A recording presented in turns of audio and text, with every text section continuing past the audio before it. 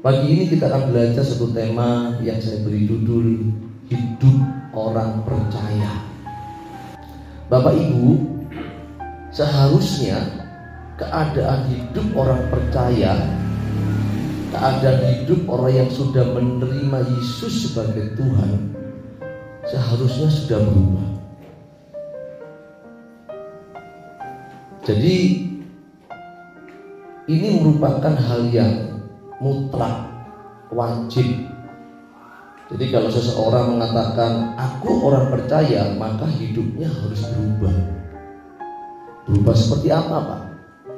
Tentunya berubah hidup ke arah Kristus. Amin. Bukan berubah menjadi lebih buruk, tapi berubah ke arah Kristus, yaitu menuju kepada kesempurnaan.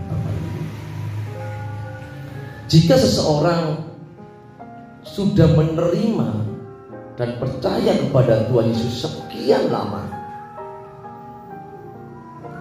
tapi tidak berubah, berarti dia adalah seorang pendusta. Kok bisa, Pak? Ya, kalau sudah sekian lama menjadi orang Kristen 10 tahun, 15 tahun, 30 tahun, 40 tahun, bahkan 60 tahun sampai meninggal gak berubah, berarti dia bukan orang percaya. Dia seorang pendusta dan di dalam dirinya tidak ada kebenaran, Bapak Ibu. Makanya bicara menjadi orang Kristen itu harus ada perubahan yang nyata dalam hidup. Amin. Makanya Alkitab dengan tegas mengatakan begini di dalam Yohanes 1 ayat 12. Tetapi semua orang yang menerimanya itu diberi kuasa. Supaya apa? Supaya menjadi anak-anak Allah, yaitu mereka yang percaya dalam namanya. Ini ayat yang sering dikutip-kutip, diangkat-angkat. Jadi seakan-akan menerima Tuhan dan percaya kepada Tuhan itu hanya sekedar masuk gereja jadi orang Kristen. Begitukah pemikiran selama ini? Jadi berbicara tentang menerima dan percaya itu tidak sekedar ucapan bibir, tidak berhenti di dalam pemikiran, Bapak Ibu. Jadi berbicara menerima dan percaya kepada Tuhan itu harus dilihat dari konteks yang benar. Makanya di dalam Yohanes 1 ini kalau bicara menerima, percaya, kita harus memahami kata menerima di sini dari perikop, dari konteks perikop ayat ini, Bapak Ibu. Bapak Ibu kalau membaca di dalam ayat yang pertama dikatakan bahwa pada mulanya itu adalah firman.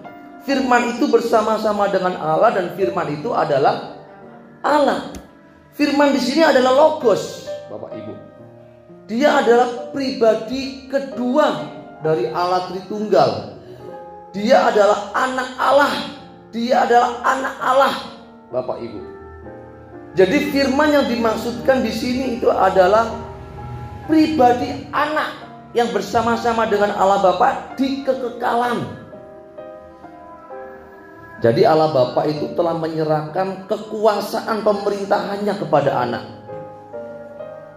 Makanya kitab Daniel dengan tegas mengatakan bahwa yang lanjut usia itu menyerahkan semuanya kepada anak. Makanya Alkitab di dalam Yohanes 5 ayat 22-23 mengatakan bahwa penghakiman itu diserahkan kepada anak. Kepada siapa? Firman. Kepada Logos. Kepada Tuhan Yesus, Bapak Ibu. Makanya bicara penghakiman di akhir zaman, yang menghakimi itu bukan Allah Bapa. Yang menghakimi itu Tuhan Yesus, Bapak Ibu. Makanya sangat bersyukur sekali kalau Bapak Ibu bisa mengenal Tuhan, ya, dan bisa belajar kebenarannya. Itu suatu anugerah, Bapak Ibu. Makanya Bapak Ibu bicara menjadi orang percaya itu kalau tidak berubah, kebacut.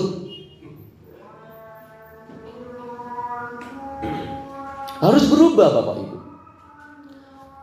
Yesus adalah anak Allah. Pemerintahan Bapa diserahkan kepada Tuhan Yesus.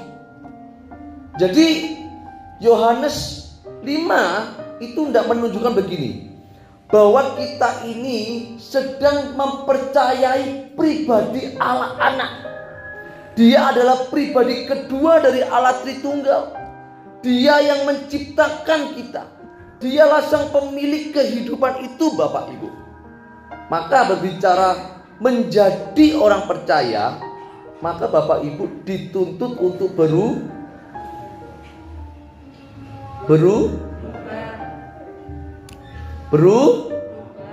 kurang keras, berubah. Amin. Makanya kalau seorang berkata, aku percaya kepada Tuhan Yesus, maka dia harus tahu konsekuensi. Ada tanggung jawab yang besar yang harus dipikul. Hari ini kan gampang orang bicara, agamamu apa? Kristen. Betul? Tapi buahnya apa dalam kehidupanmu? Kalau Bapak Ibu sudah menerima dia sebagai Tuhan, maka Bapak Ibu tidak bisa tidak. Bapak Ibu harus menuruti semua kehendak Tuhan. Bersedia untuk meneladani hidupnya. Itu hukum yang wajib yang tidak bisa ditawar, Bapak Ibu. Kita baca yuk dalam 1 Yohanes 2 ayat yang ke-6. Barang siapa mengatakan bahwa ia ada di dalam dia, ia wajib hidup sama seperti siapa? Ulang lagi. Barang siapa mengatakan bahwa ia ada di dalam Yesus, dia wajib hidup sama seperti Kristus telah hidup. Jadi Bapak Ibu kalau mengatakan orang Kristen, orang percaya, maka tidak bisa tidak Bapak Ibu harus hidup sama seperti Kristus telah hidup. Ini sebuah harga yang wajib untuk dibayar dan dikenakan oleh semua orang percaya, Bapak Ibu. Tidak bisa tidak. Saya memaklumi ya, kalau orang Yahudi tidak bersedia menerima Yesus, saya memaklumi sekali. Orang Yahudi tidak bersedia mengakui Yesus sebagai Allah Anak maksud saya, yang disejajarkan dengan Mesias, ya karena mereka memandang Yesus itu sebagai anak tukang kayu, miskin. Karena orang Yahudi itu punya gambaran, namanya Mesias itu datang ya dari keluarga imam lah, punya tentara, punya kerajaan, yang digadang-gadang diharapkan oleh orang Yahudi supaya dapat membebaskan orang Israel dari penindasan bangsa Roma. Ternyata yang datang Yesus, anak tukang kayu, miskin lagi. Saya memaklumi kalau orang Yahudi tidak bisa menerima. Saya memaklumi hal itu, Bapak Ibu. Lalu bagaimana dengan kita? Orang percaya yang sudah tahu kebenaran dari kitab Kejadian sampai kitab Wahyu bahwa Yesus adalah Allah. Bagaimana dengan kita, Bapak Ibu? Sebagai orang Kristen yang mengaku sudah menerima dan percaya kepada dia. Bapak Ibu kan sudah tahu bahwa dia adalah Allah Anak. Sudah benar? Yakin? Tahu bahwa dia pencipta segalanya? Dia sudah ada dalam kekekalan sebelum ada perjalanan waktu? Benar? Bagaimana dengan kita? Apakah kita sudah menerima dia dengan sungguh-sungguh? Jawabannya mudah. Sudah, Pak. Buktinya saya ke gereja duduk sekarang ini di hadapan Bapak. Sudah, Pak. Saya jadi orang Kristen. Saya berdoa, Pak. Saya baca Alkitab, Pak. Sudah. Ini buktinya, Pak. Saya menerima dia. Saya mau katakan belum. Bapak Ibu hari ini hanya melakukan kegiatan rutinitas agamawi.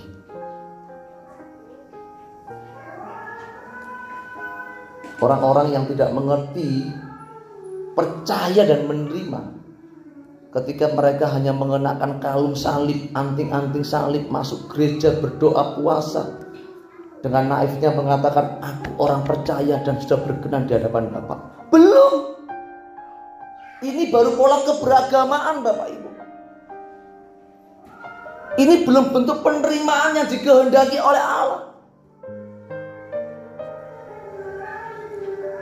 Jadi jika semua kegiatan agamawi yang hari ini dilakukan oleh hampir semua orang Kristen, jika semua kegiatan itu tidak membuat kita mengerti kehendak Bapa, maka saya mau katakan bahwa kita hanya berliturgi. Kita hanya melakukan perintah manusia, hanya melakukan kegiatan agamawi yang sama dengan agama-agama pada umumnya. Kalau Bapak Ibu menjadi orang Kristen masuk gereja tidak menemukan kehendak Bapak itu apa, dan Bapak Ibu tidak berubah hidup seperti Yesus hidup, Bapak Ibu hanya beragama Kristen, bukan orang Kristen.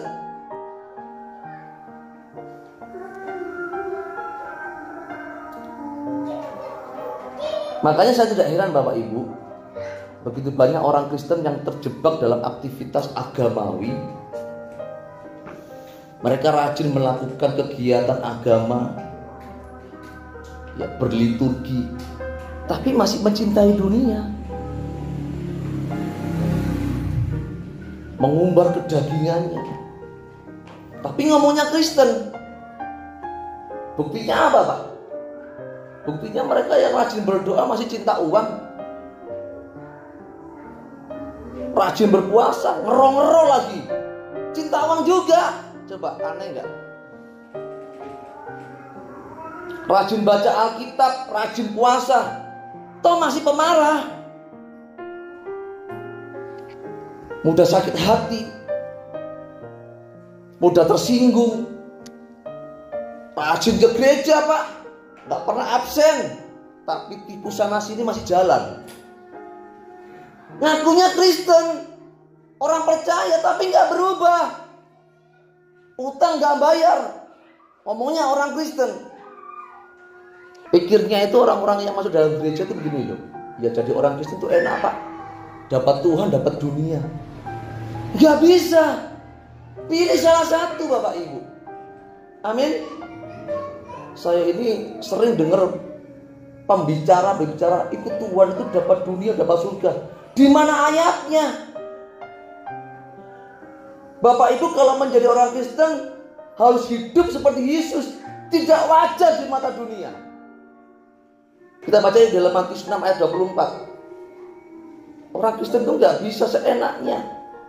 Pikirnya jadi orang Kristen itu bisa enjoy di bumi, menikmati dunia seenaknya. Saya bacakan ya, Matius 6 ayat 24. Tak seorang pun dapat mengabdi kepada dua tuan, karena jika demikian ia akan membenci yang seorang dan mengasihi yang lain, atau ia akan setia kepada yang seorang dan tidak mengindahkan yang lain. Yang ini kalimat yang penting. Kamu tidak dapat mengabdi kepada Allah dan gak bisa. Jadi kalau Bapak Ibu mengatakan sebagai orang percaya tapi masih membangun percintaan dengan dunia, kawin dengan dunia, sudah, bye-bye. Sekalipun masuk gereja, berliturgi, tidak membawa kita kepada keselamatan. Amin Bapak Ibu. Makanya untuk menjadi orang Kristen itu harus melepaskan segala milik. Itu hukumnya wajib. Yesus, anak Allah, dia menanggalkan segalanya. Namanya di dalam sekolah teologi itu namanya kenosis. Mengosongkan diri, melucuti dirinya, melepaskan segalanya. Dia tidak menganggap dirinya setara dengan Allah. Dia benar-benar menjadi manusia seutuhnya, menjadi sama dengan saudaranya, menjadi sama dengan manusia. Dia menanggalkan segala-galanya dan dia menjadi hamba. Bapak Ibu, Bapak Ibu menjadi orang Kristen apa ditinggalkan? Apa? Gak ada, Pak. Cinta dunia jalan terus, ya. Kedagingan jalan terus, Pak. Yang penting Kristen, yang penting ke gereja tepuk tangan, haleluya, pulang amin. Dijanji sama pendetanya berkat terus, dibela Tuhan terus, diajari sama gereja menikmati Tuhan terus. Itu pola keberagamaan yang menjamur dan mengakar kuat dalam gereja, yang hari ini menjangkiti orang-orang Kristen dan menjadi sesat, Bapak Ibu.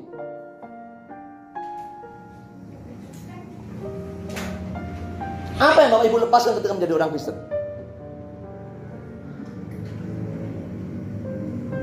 Apa? Gak ada.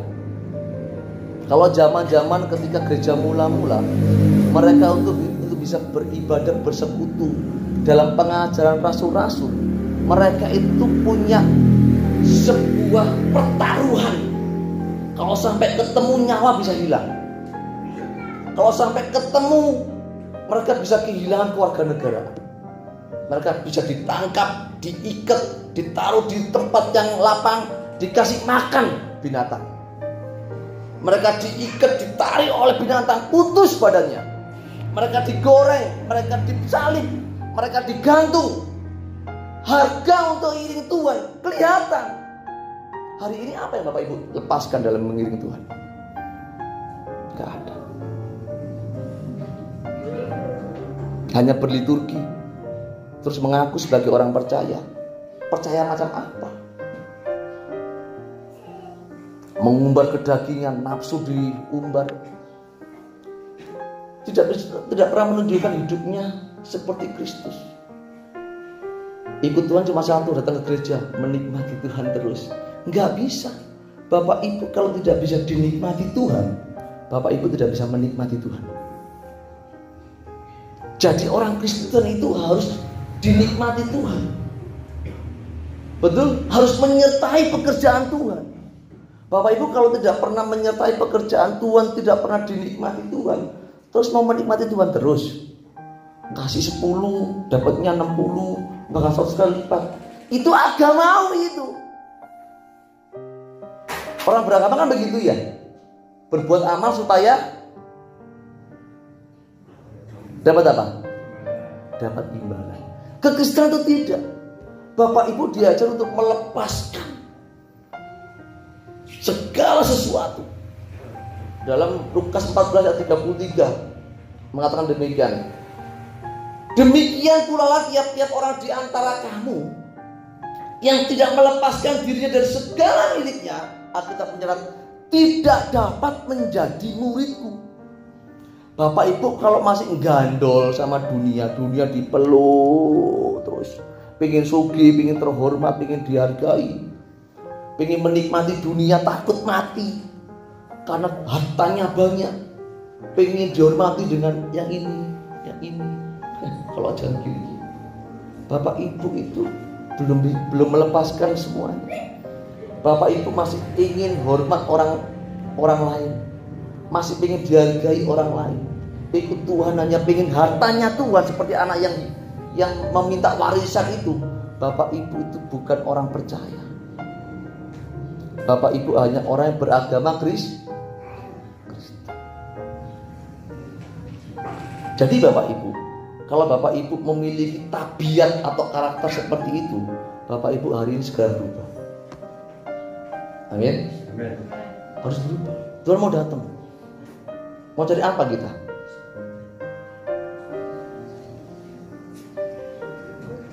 Jadi jika kekristenan saudara tidak membuat saudara mengerti apa itu kehendak Bapa, maka dapat dipastikan Bapak Ibu adalah orang Kristen yang hidup dalam kekristenan agamawi.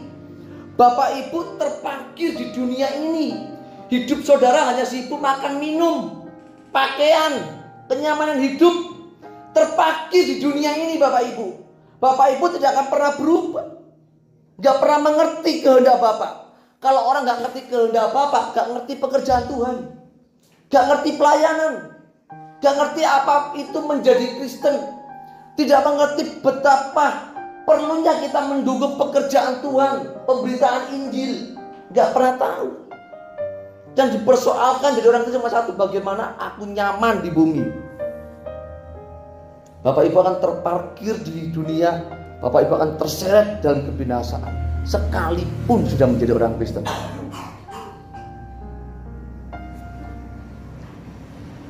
Kenapa sih Pak kok banyak orang Kristen demikian tuh, kenapa tuh Pak? Ya dikarenakan mereka terikat dengan dunia, cinta dengan dunia.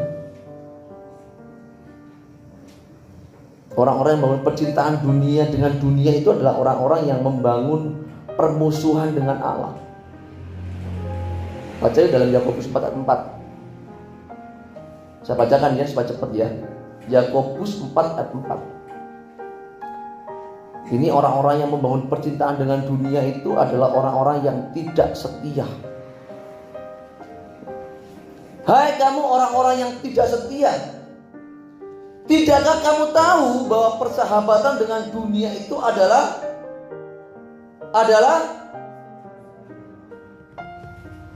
permusuhan dengan Allah. Jadi barang siapa hendak menjadi sahabat dunia ini, ia menjadikan dirinya musuh Allah. Jadi sangat tidak mungkin seseorang berkata, aku percaya kepada Tuhan Yesus, aku menerima Tuhan Yesus, sementara dia menjadi sahabat dunia. Tidak mungkin dia ini orang percaya. Amin. Gak mungkin orang percaya itu meninggalkan segala sesuatu, mencintai dunia, kawin dengan dunia. Bibirnya ngomong begini, aku menerima Engkau sebagai Tuhan. Gak mungkin. Amin.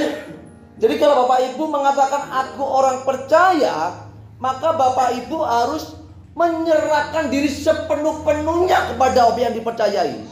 Amin. Makanya bicara percaya itu tidak berhenti di pemikiran, harus ditinggalkan, di perbuatan nyata. Makanya bicara percaya itu maksudnya percaya itu Pak.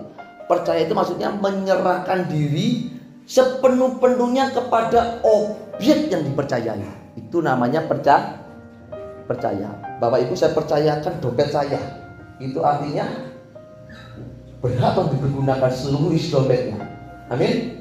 Bapak Ibu percaya dengan satu perusahaan mau jadi karyawan di perusahaan itu. Artinya Bapak Ibu harus menuruti semua aturan perintah yang ditetapkan oleh perusahaan itu. Setuju? Percaya mau jadi pekerjanya. Saya percaya kerja di sini, Pak Direktur. Artinya Bapak Ibu harus nurut dengan semua aturan tatanan yang ada di perusahaan itu. Setuju? Bapak Ibu kalau percaya kepada Tuhan, itu artinya Bapak Ibu tidak boleh memiliki bagian sekecil apapun dalam diri kita untuk kesenangan kita. Tidak boleh. Bapak Ibu harus nurut kepada semua kehendak Bapak. Semuanya. Artinya apa Pak? Artinya Bapak Ibu tidak boleh senang kalau Tuhan tidak senang. Amin. Kok bisa Pak? Iya. Kesenangan kita itu membinasakan. Ambisi kita itu membinasakan. Kepentingan kita itu membinasakan. Urusan-urusan kita yang duniawi itu membinasakan. Tetapi urusan Tuhan, kepentingan Tuhan, kehendak Tuhan itu menyelamatkan. Tapi kan manusia yang sudah berpola pikir agamawi itu kan sudah terbiasa urusannya itu diumbar kan. Betul? Kesibukannya apa? Orang itu kalau suruh cari duit itu bisa all out. Tahu all out? All out itu sudah habis-habisan, gak mikir dino, gak mikir jam, gak mikir pagi, gak mikir malam. Kalau sudah ketemu duit, boleh duit, itu dari pagi sampai larut malam sampai kembali pagi, itu semangat. Setuju apa setuju? Tapi kalau suruh untuk pekerjaan Tuhan, kalau bisa jangan deh. Mikir. Padahal Bapak Ibu sama katakannya, yang Bapak Ibu hari ini kejar, yang dibangun oleh dunia, yang dikejar oleh manusia dunia, itu nanti semua akan ditinggal. Kita buktikan nanti pada waktunya. Ini saudara, yang mahal-mahal ini, nanti kalau Bapak Ibu sudah inna lillahi wa inna ilaihi rajiun, dipreteli sama keluarganya, dipaksa dipretel. Eman anting-anting 3 gram dilebokno lemah, eman dipretel.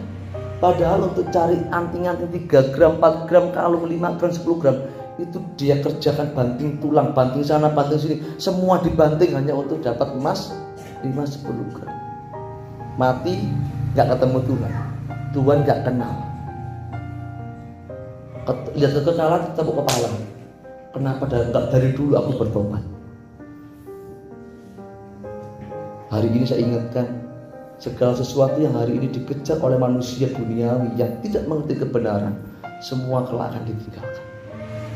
Bapak Ibu harus berusaha untuk mencari yang bernilai kekal. Apa itu? Kehendak Bapak. Kehendak Bapak itu apa? Segala sesuatu yang berbicara kekekalan. Bapak Ibu ke gereja tujuannya apa? Mengucap syukur. Seperti apa contohnya?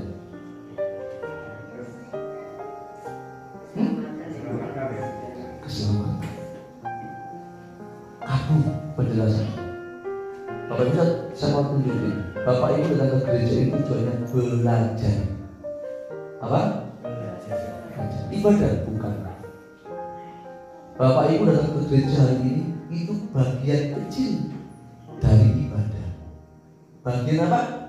Bagian terkecil dari ibadah.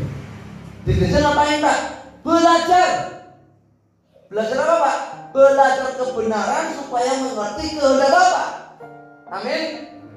Bapak Ibu setelah mengerti kehendak Bapak, belajar di gereja, Bapak Ibu keluar dari pintu itu, beribadahlah. Di mana? Di rumah tangga, di pekerjaan, di kehidupan kita. Dipraktekkan kebenaran, dipraktekkan kehendak Bapak itu dalam kehidupan kita. Itulah ibadah kita sesungguhnya. Makanya Bapak Ibu kalau nggak mengerti apa arti ibadah dalam bahasa aslinya, Bapak Ibu mikir ibadah itu gereja. Kok begitu Pak? Iya Pak, yang jadi pendeta. Di gereja itu belajar. Ini menjadi sekolah teologi buat anak-anak Tuhan. Bapak pendeta sekolah dari teologi, dapat ilmu pengetahuan. Di gereja ini diajarkan ulang kepada jemaat, supaya jemaat mengerti kebenaran, menghidupi kebenaran, berjuang untuk menghidupi kebenaran, membela pelayanan. Amin.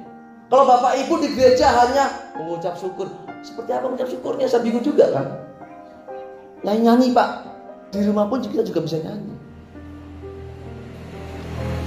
Untuk bisa menjadi pinter butuh guru enggak? Untuk bisa baca P apa, butuh guru enggak? Butuh ngajarin enggak? Bapak Ibu bisa langsung baca dari kecil? Butuh guru, betul enggak? Bapak Ibu untuk menjadi orang yang mengerti kebenaran itu butuh guru. Setuju? Butuh pengajar. Bagaimana Pak supaya saya mengerti kebenaran? Rajin datang ke gereja supaya gembala saudara mengajar saudara kebenaran. Di sini tempatnya belajar. Makanya saya ini nggak kaget kalau orang Kristen ditanya, Tuhanmu 3 ya? Bingung.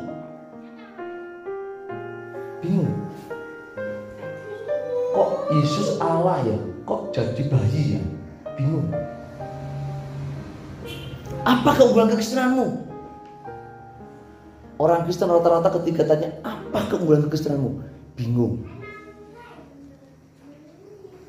Makanya supaya nggak bingung, Bapak Ibu harus belajar kebenaran Alkitab secara utuh, supaya menjadi orang percaya yang benar-benar menyerahkan diri kepada objek yang dipercayai seluruhnya. Amin. Pak, aku punya ruangan khusus di mana Tuhan nggak boleh masuk. Itu artinya belum percaya. Itu artinya belum menyerahkan diri. Masih punya ruangan khusus, Tuhan nggak boleh masuk ini. Masih suka lihat video porno, ya. Masih suka bohong, masih suka berkata kotor. Punya ruangan khusus dalam hidupnya. Engkau bukan orang percaya, engkau pendusta. Amin. Bapak Ibu kalau mau menjadi orang percaya itu, Bapak Ibu harus menyerahkan hidup seluruhnya kepada Tuhan. Artinya Bapak Ibu harus mengabdi kepada Tuhan habis-habisan. Semuanya diserahkan. Makanya saya ini anti perpuluhan. Kenapa? Kok sama Tuhan hitung-hitungan toh? Perpuluhan itu untuk bangsa Israel. Tahu? Dari hasil bumi, hasil ternak. Kenapa? Karena satu bangsa, satu suku gak dapat. Abraham bapak orang beriman gak? Kasih perpuluhan gak? Berapa? Sekali. Dari mana? Hasil apa? Hasil rampasan. Setuju ya? Dari siapa? Dari raja ke Dorlomer. Diserahkan kepada siapa perpuluhannya? Ada Sodom sama siapa? Melkisedek. Sekali kasih perpuluhan. Itu pola keberagamaan orang Yahudi. Orang Kristen, Pak. Orang Kristen bukan lagi 10, semua. Kok begitu, Pak? Hidupmu itu milik Kristus. Jadi kalau gereja ini butuh listrik, jangan hitung-hitungan. Amin. Dompetmu itu milik Tuhan. Nafasmu itu milik Tuhan. Pak, berarti gereja nggak punya duit? Nggak mungkin. Kalau ini pekerjaan Tuhan, Tuhan masih dukung pelayanan. Sama Tuhan nggak boleh hitung itu. Ini Bapak berapa lama di sini melayani? Berapa lama di sini melayani? 40 tahun.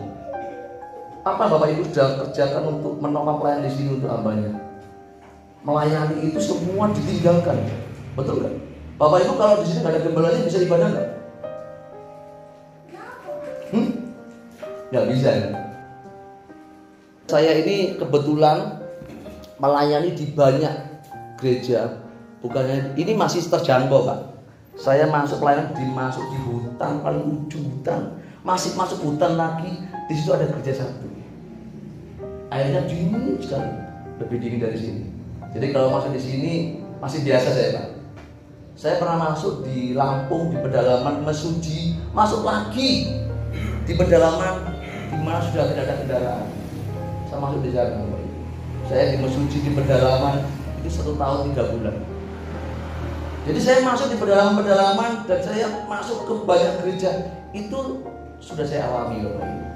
Dan saya melihat banyak sekali hamba-hamba Tuhan yang berjuang untuk pekerjaan Tuhan, ninggalkan tempat tinggalnya, ninggalkan keluarganya demi melayani 3-4 jemaat. Terus kebanyakan jemaat itu di belakang nyibir, pendeta nggak becus, dia nggak tahu perjuangan gembala. Betul nggak? Bapak Ibu pernah bayangin nggak? Andai kata nih Bapak Ibu diutus disuruh pergi pelan di tempat yang jauh, ninggalin keluarga, ninggalin segala sesuatu, melayani orang yang nggak dikenal, terus melayani dengan sepenuh hati, di belakang dicibir, lo hati apa enggak? Halo? Hati ya.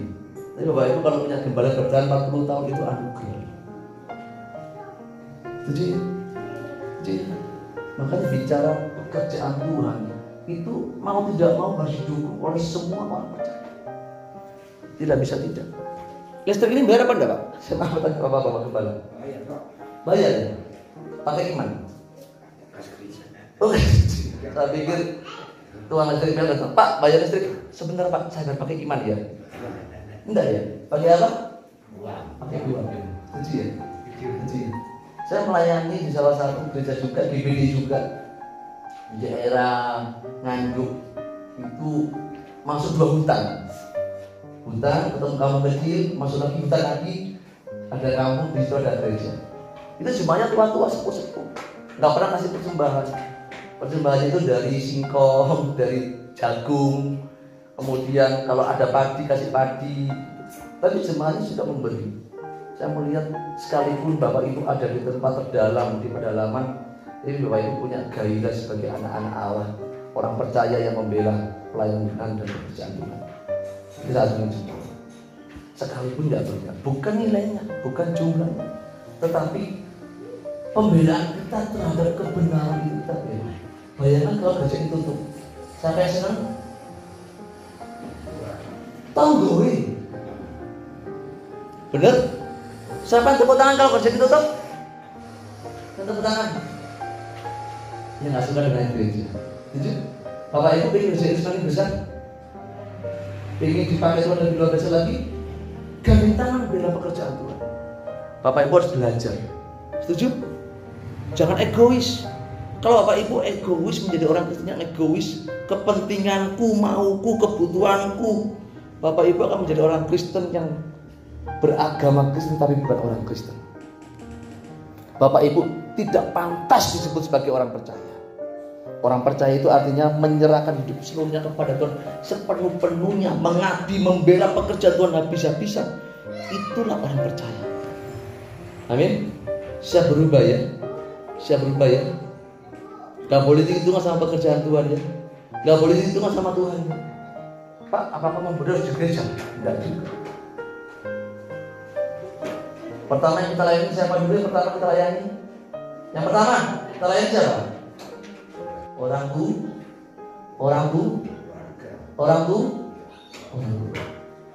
Bapak itu waktu kecil itu menjadi raja kan. Orang tua kita melayani ya. Waktu bisa cekok sendiri pada waktu bayi. Siapa yang nyeboin? Kita jadi raja kan, dilayani ya. Sekolah diantar, dijemput, betul nggak? Disuapin, jadi raja kita. Bapak Ibu kalau sudah dewasa ingat orang tua kita, jadikan orang tua kita raja. Amin. Yang pertama orang tua, yang kedua keluarga inti. Perhatikan, maka saya bilang kalau kamu nggak ada uang jangan kasih perpuluhan ke gereja, urusi dulu banget. Ya, nggak bisa bayar listrik kasih perpuluhan, urusi dulu banget. Bingung bangun gereja, mamanya sakit gak diurusin, bangun gereja, gila kamu, udah bilang. Urusin dulu orang tuamu, bawa dia ke dokter. Orang tua ke gereja, naik ojek, dia bingung belikan mobil pendetanya. Saya bilang belikan dulu mobil mamamu, baru belikan pendetamu. Tujuh. Yang kedua siapa? Keluarga. Yang ketiga masyarakat sekitar. Yang keempat gereja. Semua keempat faktor ini itu semua Tuhan. Bapak Ibu kalau mencintai Tuhan pasti mencintai orang tua, keluarga, sesama dan pekerjaan Tuhan.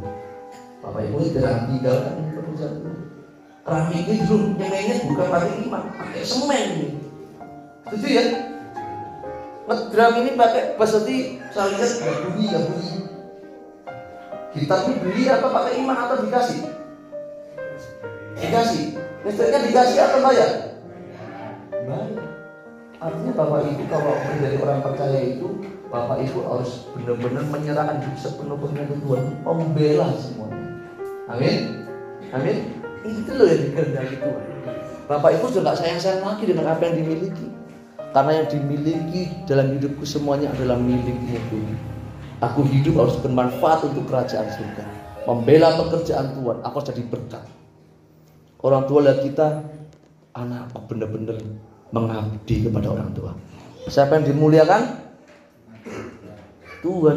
Neng gereja duri opo iyo? Kok ambek tonggoe gak medit, gak muda, gak sakit hati, orangnya suka memberi. Neng gereja durui opo ya? Diulangi nopo to moten nebet gereja niku. Kan ngoten. Ya. Jadi orang suka memberi, suka menolong.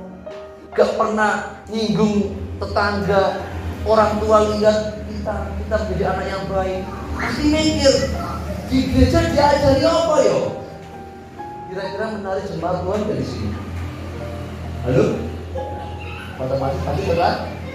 Kalau ini, wah kesel loh. Lah ngomong itu waduh ngomong. Lah ngrasani wong waduh mulai isu sampai sore gantek-entek. Situ ini dirasani, situ ini dirasani itu. Marono suka gegiran terus jambak-jambakan. Uncal-uncalan sambel, uncal-uncalan endong. Itu wong Kristen. Kira-kira yang dinodai siapa, wajahnya siapa? Ini gereja paling dulu dan pendeta ini. Terus ngomong sama Tuhan pada waktu hari Minggu pelayanan. Tuhan, aku hambamu. Hamba yang mana? Tuhan, aku anakmu. Anak yang mana? Hidupmu itu tidak memberikan contoh hidup putra tunggalku. Kok kamu di mimbar di depan gereja kamu mau show, mau tampil? Kepalsuan itu seorang penipu. Amin. Mau hidup benar?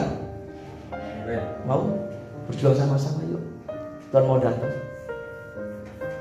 Saya benar nanti Tuhan datang, kita semua didapati sebagai orang-orang yang setia, orang-orang yang benar. Amin. Nanti kalau saya ketemu di surga, saya lihat ini wajahnya ada yang di sini. Siap ya Bapak Ibu ya? Siap ya berjuang sama saya dengan Bapak Gembala. Kita menjadi orang percaya yang benar-benar sebagai orang percaya yang mengerti kehendak Tuhan, dan hidup kita selama kita hidup di tengah-tengah dunia ini, kita selalu mengenakan pikiran dan perasaan Kristus, supaya apa yang kita pikirkan, apa yang kita rasakan, apa yang kita lakukan semuanya memuliakan nama Bapa kita di surga. Kita berkati. Ayo kita berdoa yuk.